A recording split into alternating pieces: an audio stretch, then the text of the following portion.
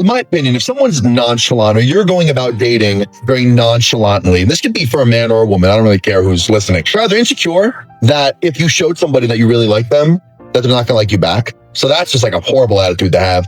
Or if you're being nonchalant towards somebody, you probably don't even like them that much. So it's one of the two. So if you're getting nonchalant treatment from somebody, they either don't care or they're insecure. Because realistically, if you really like somebody and you're confident in yourself, you're not gonna have a problem saying it, or you're not gonna have a problem acting like it. So clock that if you're not feeling that vibe. That is the uncomfortable truth. When someone continually treats you with indifference, there are usually two possibilities. They're afraid to show you that they care, or they simply do not care enough. But the thing is, we've created a culture where expressing interest is treated like surrendering your power. You can't text too quickly. You can't appear too excited. You can't admit that you miss someone. You cannot show that their absence affected you. Everyone is performing this character who is always calm. Everyone is performing this character that's always detached and completely unbothered. But confidence is not the absence of emotion. Confidence is being secure enough to express what you feel without believing that your honesty makes you weak. The person who truly possesses inner authority does not have to pretend. They can say, I care about you, without handing over ownership of themselves. See, caring is not the cage. Needing to hide that you care, that's the cage. One of my biggest toxic traits is being completely unbothered if I happen to fall out with somebody and never speak to them again, because it was probably for the better. Listen to how casually we now celebrate emotional disposability. Folks are out here, I can cut anybody off. I never need closure. I don't care who leaves. I would never speak to them again. People say these things as though the inability to repair a relationship somehow proves they have mastered themselves. Sometimes walking away is necessary. Sometimes a relationship has become destructive, manipulative. Sometimes relationships become impossible to repair. But constantly discarding people is not always a sign of strength. Sometimes it means you never learned how to communicate through discomfort. Sometimes you leave before anyone gets close enough to reject you. Sometimes I am unbothered actually means I have become so afraid of being hurt that I refuse to admit when anything matters. That is not freedom. No. That is fear managing your relationships while calling itself independence. Some people want you to get out of character so they can talk about you. They want to see you uncomfortable. They want to see you angry. They want to see you embarrassed. They want to see you humiliated. They want you to, cuss them out. They want you to yell. They want you to scream. They want you to get angry. They want you to cry. They want some type of negative reaction or emotion out of you just so they can talk about you. They want to prove to people that you are who you say you are, just so they can feel better about themselves about not liking you. Some people want to get you out of character so that way they'll have a reason to not like you. So they can tell people, look, this is why I don't like her. This is why I can't stand her.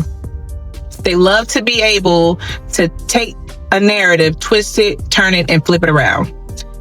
The less you react, the less you respond, the less you say, the powerful you are. This is where we need an important distinction. Not reacting to manipulation can absolutely be power. When someone is deliberately provoking you, your refusal to participate protects your energy. You do not owe every accusation an explanation. You do not owe every disrespectful person an emotional performance. You do not have to prove your character to somebody who has already decided to misunderstand you. But conscious silence and emotional avoidance are not the same thing. Conscious silence says, I feel what's happening, but I choose not to surrender control of my behavior. Avoidant silence says, I cannot tolerate what I feel, so I'm going to pretend like nothing is happening, like I don't feel anything. You see, one is discipline, the other one is suppression. The difference is not whether you reacted publicly. The difference is whether you were honest with yourself privately. They move like they don't care, but silence is not confidence, it's suppression. Avoidance move like nothing touches them, like their absence didn't register, like the breakup barely happened, like they were already healing. That unbothered energy is a performance. Sometimes that is exactly what is happening. People appear detached because acknowledging the loss will require them to acknowledge their own behavior. They would have to face the conversations they avoided, the affection they withheld, the moments when someone reached toward them and they deliberately pulled away. But we also have to be very careful here. Do not automatically convince yourself that every person who walked away is secretly suffering over you. That story can become its own emotional prison. You can spend years, and I mean years, imagining that someone secretly misses you, secretly regrets losing you, or secretly recognizes your value. Meanwhile, you remain energetically attached to a person who no longer is participating in your life. In the Seth material, there's a notion that your beliefs shape how you interpret your experience. So ask yourself, do I genuinely know what this person feels? Or have I created a comforting belief because accepting their behavior would hurt more? You do not need someone to secretly regret losing you before you are allowed to move forward. Every single man I've spoken with that is married or in a long-term relationship has some sort of story that when they met that woman, they stopped and applied every resource to go get her. Time, money, energy, distance traveled, every resource to make sure they went and got that girl. Genuine interest usually creates movement. And I'm not talking about obsession. I'm not talking about control. I'm not talking about somebody violating your boundaries in the name of pursuit, but effort. They initiate, they communicate, they make time. They find ways to include you in their life. And this applies to men and women. When people care, their behavior normally gives you evidence. You should not need to become a detective trying to interpret every delayed message, every mixed signal, and every half-hearted invitation. We have been trained to romanticize confusion. We call inconsistency mysterious. We call emotional unavailability independence. We call minimum effort taking things slowly. But when someone's words and behavior repeatedly leave you uncertain, that uncertainty is information. Stop trying to decode the potential inside a person.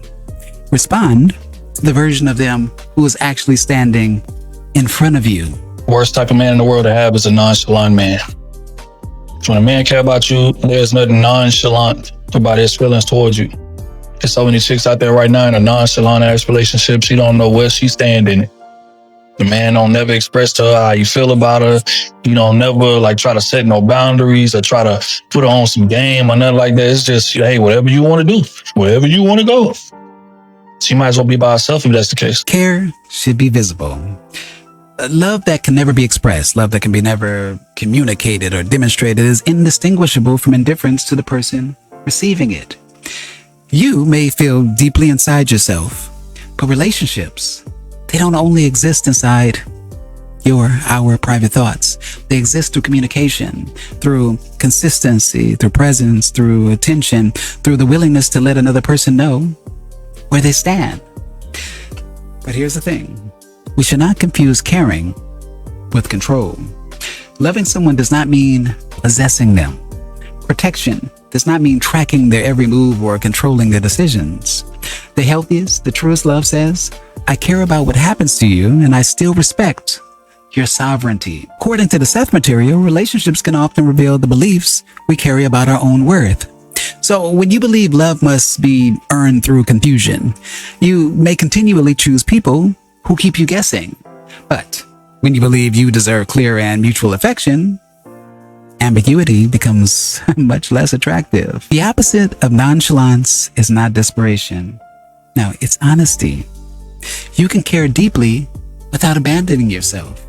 You can express interest without begging someone to choose you. You can be disappointed without allowing disappointment to define you. You can miss someone and still recognize they are not healthy for you.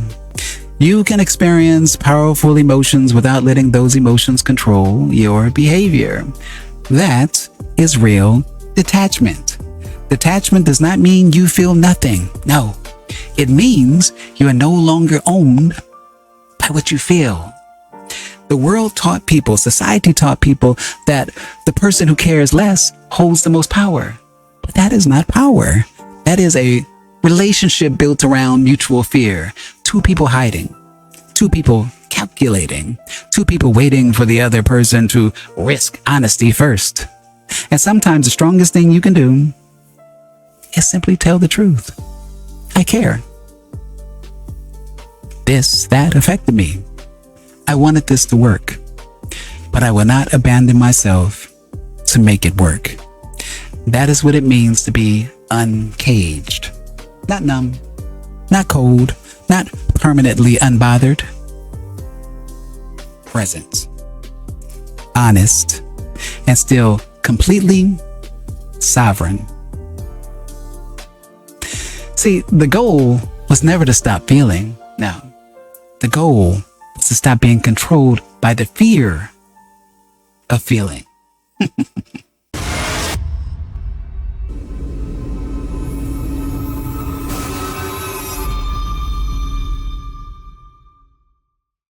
If you found something in this video that sparked a thought, shifted your perspective, or just made you feel more grounded, consider showing some love by buying me a coffee.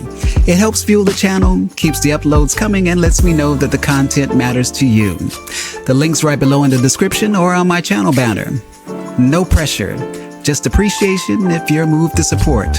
And as always, thank you for watching, thank you for listening. I am Tony Victory, a wolf uncaged. Thank you. Peace.